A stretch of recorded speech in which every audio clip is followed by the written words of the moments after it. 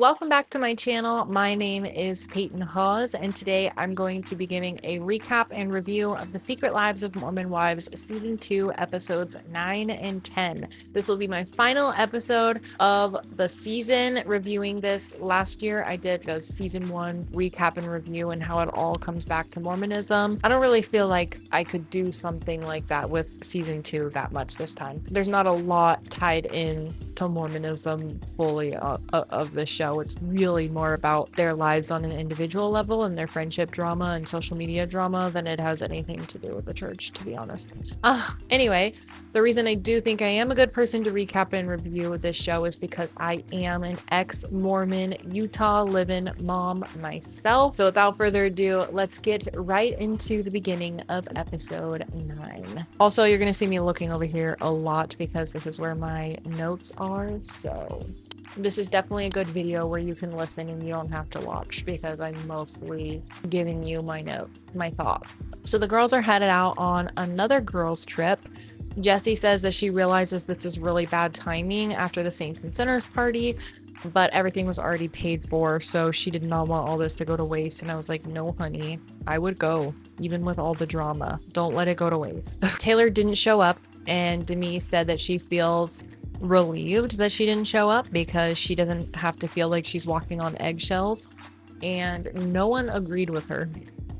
They all said they don't feel that way around her, and that's just Demi.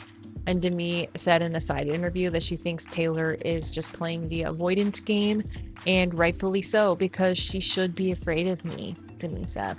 And then they show up. Jessie hired a private chef to make them authentic New Orleans food, and my mouth was watering. There was crab, there was lobster, there was gumbo. I don't even know what that is, but I heard of it from Princess and the Frog and I want to taste it. Okay, it was like that they made it look delicious somehow. Mac and cheese, I think the mac and cheese had seafood in it too, which for some reason sounds so good. I'm drooling talking about it. Okay, sends a video to all of the girls apologizing for how she's been due to her mental health. She's working on resting and taking care of that, but looks forward to talking to them again soon. Layla says she's been through mental health challenges and feels like that trumps everything else and should take priority.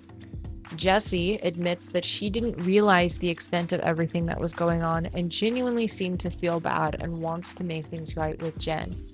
And she wants to make sure that the big yelling blow-ups like that don't happen again. Demi says she doesn't buy it. She's like, you're filming yourself crying. That's weird and manipulative. Macy said she doesn't ever want to be vulnerable and open in front of the girls because she sees how everything can and will be held against you in a future argument, and that's just icky. Thanks for saying that, Macy. Literally, I would not be comfortable sharing my most deepest dark secrets in this group. Honestly, no. I could tell Macy. Michaela says she thinks Demi is being harsh, especially considering we don't know the extent of what Jen is going through. I'm glad that this video at least opened some of the girls up to just open their eyes a little bit to see kind of Jen's been going through. I don't want to say that I'm surprised Demi reacted the way that she did, but I definitely was just sick to my stomach listening to her. I just can't even believe that the extent of drama that Jen has caused this group has led Demi to such hateful, harmful feelings, emotions, actions, words, bullying, etc. It's absolutely disgusting behavior. Girls go to a burlesque show, and holy hell, I didn't know burlesque was beyond lingerie. Girls were getting fully in the nude and dancing, etc. It was crazy, but all the other girls seemed insanely shocked that that was happening too. Only thing I know about burlesque is the movie with Christina Aguilera. Love that movie, okay? It's a great one. Anyway, I'll get back to the house and ask Demi if they could see her reconciling with Taylor, and she says that her answer is no because she feels like Taylor doesn't have the emotional maturity to be a true friend and deep, meaningful relationship, and none of the other girls seem to understand why Demi has such intense feelings about her except for Whitney. And it feels like Whitney was just excited to see that Demi didn't hate her anymore. Like, feels like a lot of the other girls do from last season, and maybe saying what she wants to hear for friendship. Obviously, I would hate if that were the truth, but I'm just speculating. Appreciating that a lot of the other girls are showing up inside like interviews saying that they feel like Demi is being really harsh in this scenario, because I feel that way about how she's behaving towards Taylor. I feel that way about how she's behaving towards Jen, and I feel that way about how she's behaving towards everyone. The girls play a game of, oh wait, hold on. Oh, it's reminding me of how in the first couple episodes I posted, I was talking about how I felt like it would be fun to be friends with some of these girls, and that some of the drama would maybe be worth it because of the meaningful friendships that are seemingly made within the group. But I'm backing off that statement and can now say that there are some girls that seemingly I would be friends with and some that I wouldn't. And the one I could say I've consistently enjoyed and related to the most from last season and still now is Macy. I feel like we are the most alike. I'm a very middle grounded person. I don't like confrontation. I want everyone to get along all the time. I want people to see everyone else's perspectives and to be forgiving. I'm also extremely OCD in spraying hand sanitizer on people's hands 25/8, at least my family, because it's like, she just seems very down to earth, and I've consistently enjoyed her. All of the other girls have had times where they've done or said things that annoyed me, and things that they've done that I thought were like or funny or whatever. Then there's like, remember Whitney was really hard for me last season, but she's not really bothering me this season. Like, there's some annoying things maybe, but like I don't have any issues with her. And then Demi is really difficult for me. The next morning, and the girls are playing a game of pregnancy roulette. Demi voices before they even do it that it's going to be difficult for her because taking a pregnancy test is always traumatizing and always negative. And if there are positive ones, then she's going to hope that one of them are hers. And it's likely that it won't be, and it'll just hurt her all over again. I think that she should have been allowed to not participate in this personally. Can have all my feelings in the world about her, but I am not an inconsiderate person, and I feel like she's very valid in that. So of course, when the two pregnancy tests come back positive, Demi starts crying, especially because one of the ones that she pulled out of the basket was a positive one. So, of course, looking at her first pregnancy test in her hand ever and it not being hers, she starts crying, and it was very traumatizing for her. And I think that was really awful, and that she shouldn't have had to be involved in it if she didn't want to. Macy and Michaela are doing their makeup together, and Macy already knew that Michaela was pregnant, but she decides to tell her in this moment that she is also pregnant, and they both agreed to go tell Demi and just hug her and love her since that was so hard for her. Demi immediately pulls herself together and apologizes for how she reacted and says, you know, exciting this is, it's two best friends get to be pregnant together, and that's a dream. And she feels bad for making it about herself. Meanwhile, she's devastated that it's not her again, and when will it be her time? And I honestly think that's completely fair. I have situations in my life where I feel extraordinarily jealous of other people or certain things or people and things that they have in their life, and that I don't. Okay, I was literally reading that off my notes and I got like scatterbrained. But basically, I understand. I've been through situations in my life where I've been extraordinarily jealous of other people or other things that people have or things that people are accomplishing that I desperately want, to the point of being brought to tears because I want something so bad that somebody else has. And meanwhile, I can be so happy for that person, especially when it's someone that I love and when it's something that I want so deeply. I can imagine how it must feel to have gotten that or achieved that. And so I'm so happy for the people while simultaneously being extraordinarily jealous. So I think that both those things can be true at the same time. Those experiences can happen at the same time, and get that. Jesse decides to finally talk to Demi about the drama that happened at the Saints and Sinners party, where Taylor's Jesse, that Demi told Taylor not to go to Jesse to get her hair done, and that she'll leave crying, and that she's not actually good at hair. Jesse just wanted to hear Demi's side of the story, and ultimately felt like her response and side of it just felt like she was blaming other people and not taking any accountability.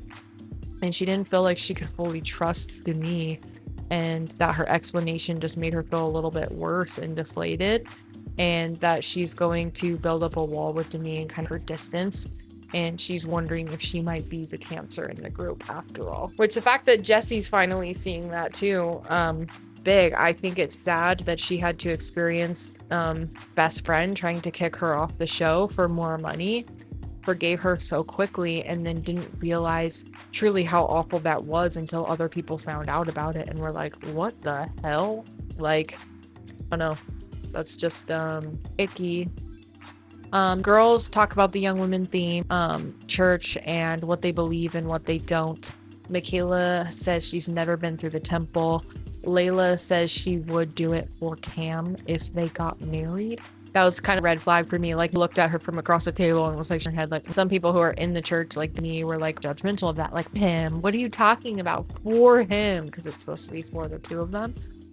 But I'm just like, the temple is a huge thing within the Mormon church. And if you are going through for your partner with zero intention to actually commit to the things that you're promising within the temple, with zero beliefs that any of it matters or is true or real, major red flag. Because if that's something that's really important to your partner, then you're going to need that to be really important to you too, or your marriage is most certainly not going to last, unless he later decides that it's not important to him. Let me know what you guys think about that down in the description box below. If you, not description box, are you kidding me? The comment section. If you are a member of the Church of Jesus Christ of Latter-day Saints, or a previous member, if you've been through the temple or not. I went through the temple. I got my endowments out. I was married and sealed in the temple, did the whole shebang, went countless times after I was married. I don't know how many times. And just not something you can pretend to believe in comfortably, I don't think. Like, I don't know. Like, it doesn't matter to me anymore because I don't believe in the validity of the things that are taught within the temple. So I don't necessarily care if Layla is doing it for an ulterior motive. That doesn't bother me. What bothers me is that if it's important to her partner, then that should be important to her too. That's something as big as religion in a relationship. Now, Demi is once again bringing up the Taylor story and is trying to get Taylor kicked out of Mom Talk. And she's literally raging, trying to claw herself to the top of Mom Talk. And Taylor gets all the brand deals, etc. And it just sounds like major jealousy.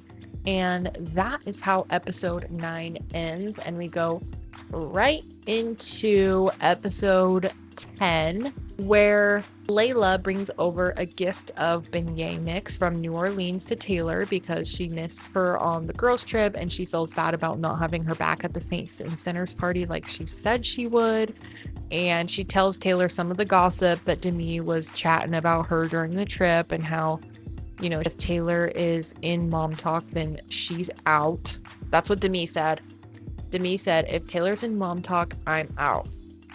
And Taylor's mom comes over, so Layla just like updates on everything they were talking about. And Taylor's mom was like, well, let her leave then. And I was like, same girl. Layla informed Taylor that she is probably not invited to the Christmas party anymore, which sucked for Taylor because she bought a new dress and she was ready for it and excited for it. And so, okay, Christmas party is now happening. This is Demi's Christmas party that she's been planning all year.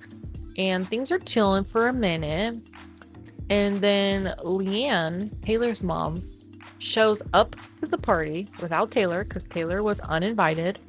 And she has a present and everything. And Demi is pretending to be so kind. And she's in a side interview being like, let your daughter fight her own battles. And she's like, I wouldn't be caught dead doing this for my daughter. And is trying to see, just wants to see where Demi is coming from. And it's kind of the same conversation over and over about the whole Instagram post. And Leanne starts crying, and Demi said, now Demi's like starts red and she's getting fiery and she's being mean to Leanne at this point. But starts crying, and Demi's like, I'm sick of people enabling Taylor's behavior. We all go through hard times and it sucks. It doesn't excuse the behavior. And that's worded very nicely in my note taking compared to how she actually said it. She was raising her voice and dropping F-bombs and getting real pissed. And she told Leanne that Taylor does not get her sympathy anymore because she needs to go get help, go get therapy, and to go be an effing mom. Then Leanne leaves. Demi opens up the gift and it's a Jay-Z Styles PR package, which is funny because Taylor is the one who told Jesse that Demi said not to go get her hair done by her and that she actually sucks. And so she gave her a PR package of a bunch of stuff from her best friend's place who she's saying sucks. So it was like kind of petty, kind of rude, but also minuscule in comparison to the things Demi has been saying and doing. Miranda leaves and she says this group is not what she thought it was and doesn't know if she wants anymore. And she's conflicted because she sees potential in the group. And I was like, girl, like Miranda did just a little bit after I did, where I was like, oh, I want to be a part of the group. It seems so fun. And like, mom, friendship, and like, let's their kids together and this would be so fun and cute and whatever. And then like as in it, you're like, girl, what is going on? Why there's a TV show? It was insane. Anyway, oh my gosh. Macy got her book that she's writing and brings up how she was pregnant as a sophomore in high school with her oldest, and the dad passed away in a car crash. And she said her son knows about his dad, and she thinks it's important for him to know about it. Taylor's mom and Dakota are talking about Taylor and missing her, etc. Dakota says he found a lot of comfort in prayer. Leanne asked if he's been going to church, and he didn't directly say no, but he implied that he wasn't. He also said that lying to Taylor in the beginning of their relationship was really selfish and a part of an old habit from when he was an addict. Now, sometimes those things can come out, and that's something he needs to work on, but he feels like he has learned his lesson in that area and now knows the truth will set you free.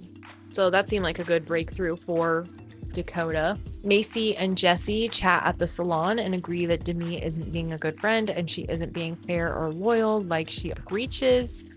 Jesse says she's taking a step back and Macy says she doesn't blame her. Jesse is bringing everyone over to her house to try and get people to mend and move on. I'm honestly admiring Taylor for standing her ground with how nasty Demi has been. Taylor now not feeling great towards Whitney because she has had her back time and time again, tried voting her back into the group. She said she wouldn't participate in any of the hate towards her and said let's kick her while she's down. And now Whitney is on Demi's side in how they feel about Taylor, which I totally stand by Taylor in that scenario because like I said earlier, Taylor has been trying to help Whitney and Whitney decided to side with Demi. And so now Taylor is of course going to be against her for kind of on her with Demi, if that makes sense.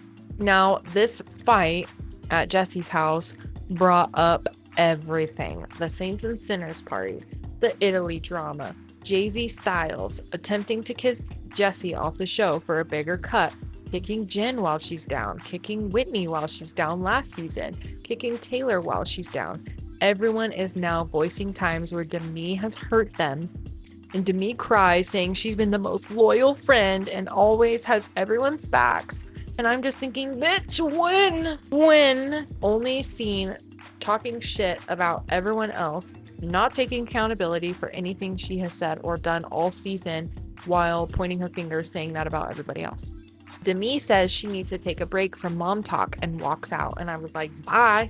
Anywho, I'm proud of Jessie for removing herself, catching herself in the trap she fell into with the gossiping with Demi, taking accountability for her part in it, apologizing and making amends, and genuinely making an effort moving forward. That's what this is all about. Has Jessie done Demi level stuff? Yes. Well, arguably. We could talk about that in the comments. Do you feel like Jessie and Demi have done similar level petty things, or do you feel like Demi outdid Jesse, or do you feel like Jesse outdid Demi? I don't know, mix things up, I don't know. But she's done some stuff, okay? She's some things that have bothered me that felt like bullying and whatnot, but she caught herself and she rewinded it back. She took accountability, she apologized to people, and she's genuinely making an effort to be better moving forward. And that's what all this is about. That's what life is about. Michaela drives Macy to the crash site where her ex passed away. Macy'd never been there before, and she said she feels like she needs this on her healing journey. They were texting back and forth, having an argument when the crash happened. She found out that he passed through an Instagram post, and the guy's parents were holding her up on each arm at the funeral because she was such a wreck. And Michaela even prayed for her, and I know she's not active anymore, and I thought that was really telling on what kind of friend she is for Macy, knowing that would help her feel peace in this moment. And the ending of episode 10 left like a bomb drop for everyone. Like, I want to know what happens next. Are we gonna have to wait an entire year to find out what happened after this? Because the cliffhanger was insane.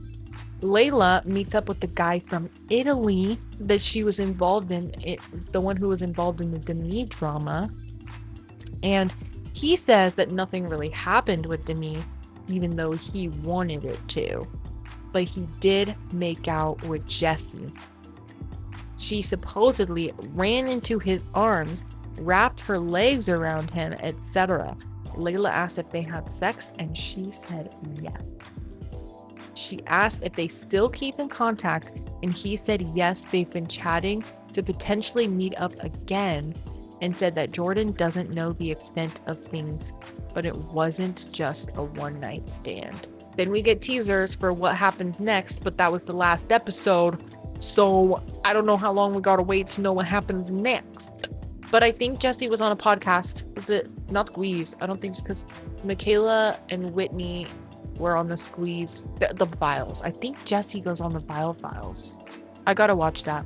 Anyway, that was the end of episodes 9 and 10. If you enjoyed it, please don't forget to give it a thumbs up and subscribe if you haven't already. And don't forget to hit the notification bell so that you can be updated when I upload new videos. And my next video that I'll be uploading is a really big, fun surprise. So guess in the comments what the surprise is going to be. And then, yeah, I'm excited and I can't wait to tell you guys. And I hope you stay tuned and that you keep watching. And yes, I love you so much. And yeah, bye.